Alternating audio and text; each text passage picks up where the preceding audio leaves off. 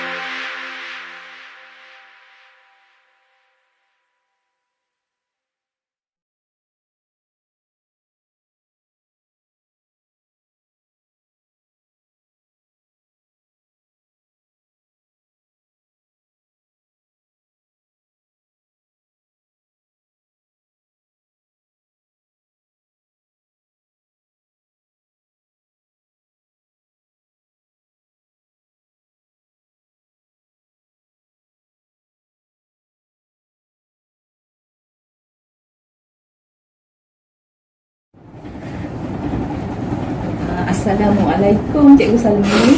Apa khabar? Alhamdulillah. Jadi terima kasihlah ya kerana sudi untuk kita buat perbincangan pada petang ni berkaitan dengan pengintegrasian STEM.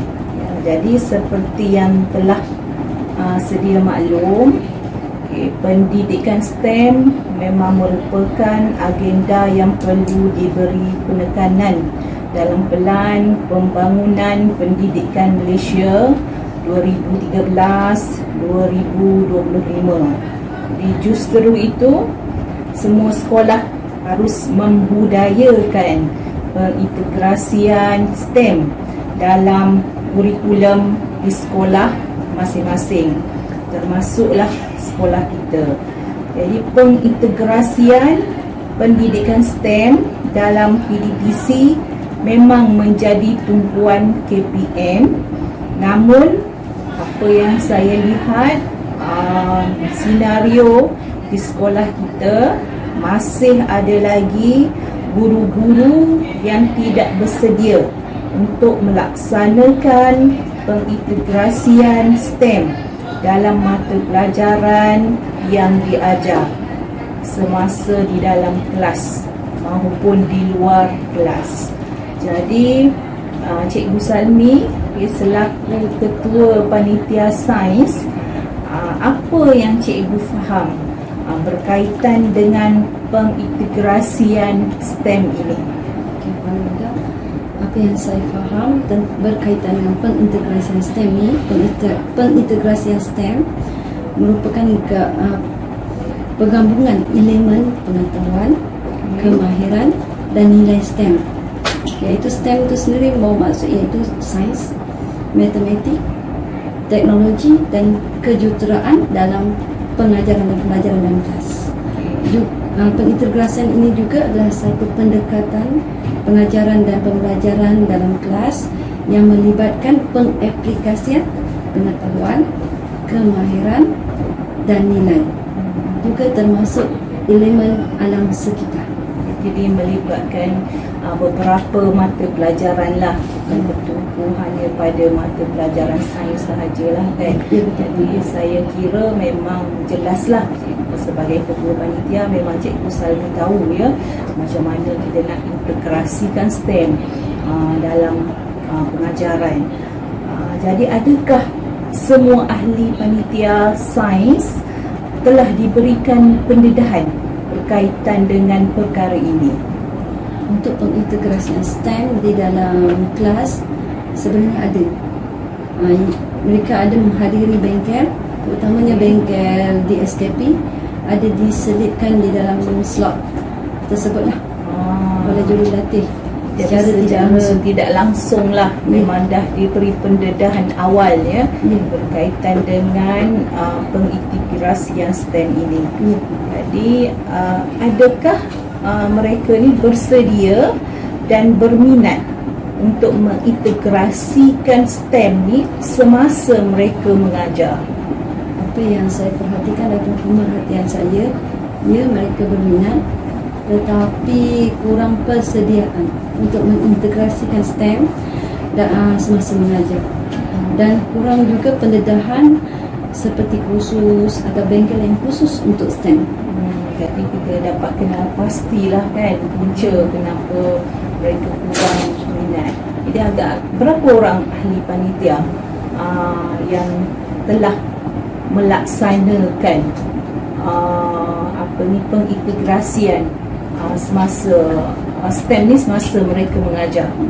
Pengintegrasian STEM ni dia bermula daripada tahun 1 hingga tahun 6. Jadi ketika-tiga guru di bawah saya ada melaksanakan tapi tidak sepenuhnya. Kekerapan melaksanakan itulah masih lagi di tahap yang rendah lah. Jadi agaknya apakah punca mereka tidak bersedia? Melalui perbincangan, hasil perbincangan tu jadi dapat punca antaranya adalah kekangan yang pertama, kekurangan kemahiran Okey. untuk melaksanakan di dalam kelas, pengintegrasian STEM di dalam kelas. Kemudian yang kedua, alat dan bahan yang diperlukan tidak mencukupi. Okey. Dan yang ketiga, infrastruktur yang tidak lengkap seperti ketiadaan tempat. Jadi maksudnya ketiadaan tempat untuk menyimpan alat dengan selamat. Ya, itu memang pihak sekolah pun sedia maklum lah ya, sebab kita tahu kita ni memang kekangan tempat, tak ada tempat, ni, kelas pun terhad, petah lagi bilik-bilik khas. Jadi punca-punca inilah sebenarnya menyumbang kepada kesukaran ya mereka untuk melaksanakan pengajaran bagi mengintegrasikan STEM ni. Jadi bagaimanakah cara untuk mengatasi masalah ini bagi kita menarik minat guru-guru ni? Ada tak kaedah-kaedah tertentu ataupun cadangan-cadangan tertentu lah? Okey. Cadangan-cadangan tentu yang pertama, kita libatkan guru-guru STEM ni, guru-guru bawah panitia saya dalam pertandingan STEM. Contoh yang terbaru ni akan dianjurkan satu pertandingan test Olympic di bawah Kementerian Sains dan Inovasi Malaysia. Okey, bagus program tu. Jadi mereka libatkan diri lah. Ya, yang kedua juga bimbingan daripada SIC Plus. Okay. Ada SIC Plus untuk sains. Okay, jadi kat sini kita dah nampak lah ya, siapa yang boleh membantu mereka dalam memberi penantaran ni lah ya. Jadi nanti panitia kena rancang lah ya satu bengkel yang khusus lah ya untuk libatkan diorang, untuk kita boleh panggil tadi cadangan untuk panggil pegawai SIC Plus lah ya untuk memberi penantaran. Okey, bagus. Jadi ada tak program-program yang selain daripada yang telah dimaklumkan ni dirancang, bila nak dilaksanakan? Okey, program test Olympic ni hari Jumaat ni 13 Oktober bertempat di MIT Melaka. Berapa bilangan guru yang terlibat untuk program yang Tech Olympic tu lah? Saya rasa menarik program tu. Program tersebut saya libatkan 7 orang guru yang melibatkan daripada 3 daripada sains, selebihnya matematik dan juga cikgu Arabic.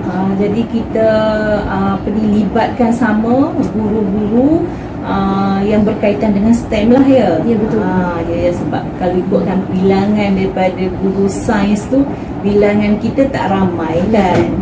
Okey, bagus. Juga yang masa terdekat ni kami telah merancang untuk melaksanakan Minggu Panitia Sains. Okey, bila tu? Minggu Panitia Sains dirancang pada 23 Oktober.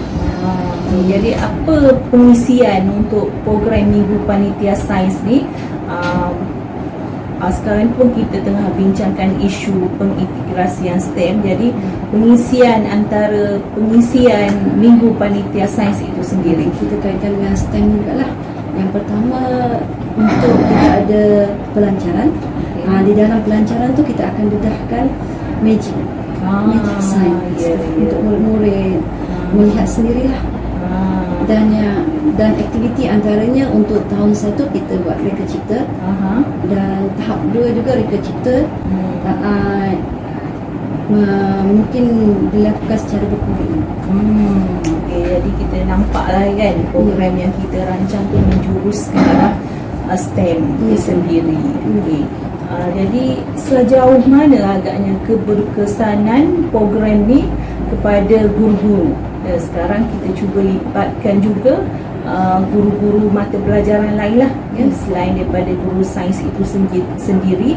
Jadi macam mana keberkesanan tu? Keberkesanan program yang diikuti oleh guru-guru ni, yang pertama mereka boleh melihat pameran dan juga pertandingan. Dia contoh dekat macam program Tech Olympic tu adalah ya. Okey. Jadi boleh menarik minat. Dekat situ ada apa, pameran? Ya, mungkin ada pameran. Okey. Lagi selain daripada tu pertandingan. Jadi memang pertandingan antara pertandingan yang dapat menarik dekat situ adalah kereta lestari, Okey. ada tercabat, Aha. drone. Itu juga adalah salah satu cara untuk menarik minat guru. Dan Dalam juga STEM. murid tu sendirilah kan. Ya. Murid yang terlibat berapa orang? Murid yang terlibat selama 24 orang. Okey, satu aktiviti yang menarik lah kan. Mungkin kita boleh terapkan juga ataupun kita ambil aktiviti tersebut kita bawa ke sekolah. Okey. Jadi apakah halangan ataupun kekangan yang dihadapi dalam melaksanakan pengintegrasian STEM semasa mengajar? Melalui perbincangan dengan ahli panitia, Okey. antara kekangan dan kesukaran kami dalam melaksanakan STEM ni, yang pertama adalah kekangan masa sains yang terhadah dalam waktu PDP tersebut. Ya. Okey. Kemudian kondisi kelas yang padat, jadi sukar untuk melaksanakan aktiviti kerana sukar untuk bergerak. Kemudian yang ketiga, yang punca dia ketiadaan bilik sains untuk penyimpanan alat dengan selamat, dan seterusnya ketiadaan alat dan bahan juga menjadi kekangan untuk melaksanakan aktiviti STEM. Okay. Ada tak cara untuk kita atasi masalah ni? Yang pertama, perbincangan ahli dan juga pihak pentadbir. Okey, maksudnya berbincang dengan pihak pentadbir termasuk macam sekarang ni lah kan. Ya, betul. Kita cuba cari punca dan halangan macam mana kita nak selesaikan masalah tu lah. Okay. Jadi daripada apa saya nampak dari yang halangan tu, yang pertama berkaitan dengan masa sains kan. Jadi memang sedia maklum waktu sains tu memang berat. Jadi kita boleh gunakan juga sekiranya ada guru-guru yang tak datang, semasa waktu relief, kita boleh buat pengintegrasian STEM ni. Kemudian dari segi bilik sains, memang kita pun dah sedia maklum, kita bilik sains yang ada kita dah tukar fungsi menjadi bilik darjah disebabkan oleh pertambahan murid dan juga kita ketiadaan tempat. Jadi kita terpaksa korbankan bilik sains. Jadi itu memang merupakan satu perkara yang agak berat jugalah kan, sebab kita tak ada tempat. Jadi apa-apa pun kita akan cuba atasi masalah ini. Saya akan cuba bawa perkara ini kepada guru besar, untuk cara kita atasi.